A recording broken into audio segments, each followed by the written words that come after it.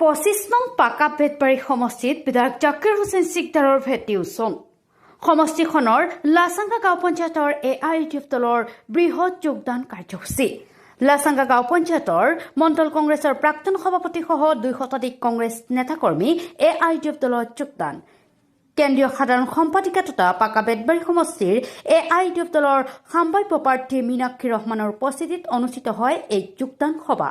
এইবেলি পাকা বেতবাৰী সমষ্টিত AIUDF দলৰ প্ৰাৰ্থীৰ জয় নিশ্চিত বুলি দাবী কৰে প্ৰাৰ্থিত্ব প্ৰত্যাশী মীনাক্ষী ৰহমানে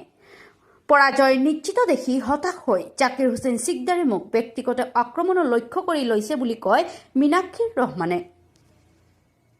গাঁৱে গাঁৱে ঘৰে ঘৰে প্ৰস্তুতি লৈছে আমি সৰু সৰু বুথ মিটিংবিলাক কৰি আছো বক্স মিটিং হ'ব আমি কিছুমান পঞ্চায়তত কৰ্মী সভা পাতিছো আৰু কিছুমান পঞ্চায়তত আমি বুথ সন্মিলন গতিকে গোটেইবিলাক মিটিং বা সন্মিলন বুথ সন্মিলন আমি বিভিন্ন জেগাত বিভিন্ন ধৰণে কৰি আছো দিন ৰাতি কষ্ট কৰি আছো গতিকে এতিয়া ওপৰৱালাৰ ওপৰত ভৰসা আৰু কি হয় বিধায়ক জাকিৰ হুছেইনে আপোনাক ব্যক্তিগতভাৱে আক্ৰমণ কৰি আছে সেই কথা সমগ্ৰ সৰুক্ষেত্ৰীবাসী ৰাইজ পাকা বেতবাৰীৰ বাসী ৰাইজ বা আমাৰ সমগ্ৰ অসমবাসীয়ে দেখি আছে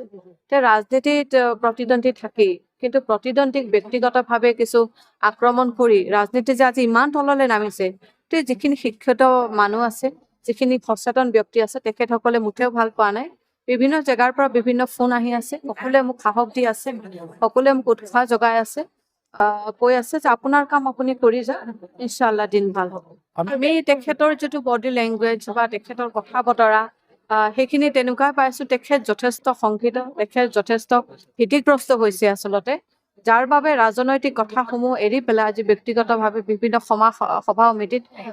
তেখেতে আমাক সমালোচনা কৰি আছে তেখেতৰ কৰণীয় কৰি যাব আমাৰ যিখিনি কৰণীয় আমাৰ যিখিনি লক্ষ্য আমাৰ যিখিনি উদ্দেশ্য সেই উদ্দেশ্য আৰু লক্ষ্যত উপনীত হ'বৰ বাবে আমাৰ কামসমূহ আমাৰ দায়িত্বসমূহ আমি নিষ্ঠাৰে পালন কৰি যাওঁ 10 বছৰ মই চাকৰি কৰিলো কৰি মোৰ কিছু ব্যক্তিগত কাৰণত মই চাকৰিৰ পৰা ৰিজাইন কৰিছিলো ৰাজনীতিত আচলতে আপোনালোকে হয়তো বহুতে জানে আমাৰ পৰিয়ালৰ ফালৰ পৰা আমাৰ সমাজৰ সৈতে বা আজি এই জেগাৰ যথেষ্টখিনি কষ্ট বিগত দিনত কৰি আহিছে সমাজৰ প্ৰতি অৱদান আছে এইখিনি কথা আমি কোৱা নহয় ৰাইজে কৈ আছে গতিকে ৰাইজে যাতে আৰু বা ৰাইজক যাতে আমি আৰু বেছি অলপ সহায় কৰিব পাৰো তাৰ বাবে আজি আমি ৰাজনীতিত নামিছো কিছুমান এনেকুৱা কাম আছে যিবিলাক কামৰ বাবে আজি ৰাইজ আমাৰ ওচৰত আহে কিন্তু আমি কৰিব নোৱাৰো ব্যক্তিগতভাৱে ৰাস্তা ঘাটৰ ক্ষেত্ৰতে হওক বা এনেকুৱা ডাঙৰ ডাঙৰ কামবিলাক গতিকে যাৰ বাবে আজি আমি ৰাজনীতিত নামিছো যাতে ৰাইজক আমি কিছু সকাহ দিব পাৰো ৰাইজে যিবিলাক ক্ষেত্ৰত আজি পিছ পৰি আছে সেই পিছপৰা জাতিক বা ৰাইজক যাতে আমি আগলৈ আনিব পাৰো তাৰ বাবে আজি ৰাজনীতিত নামিছো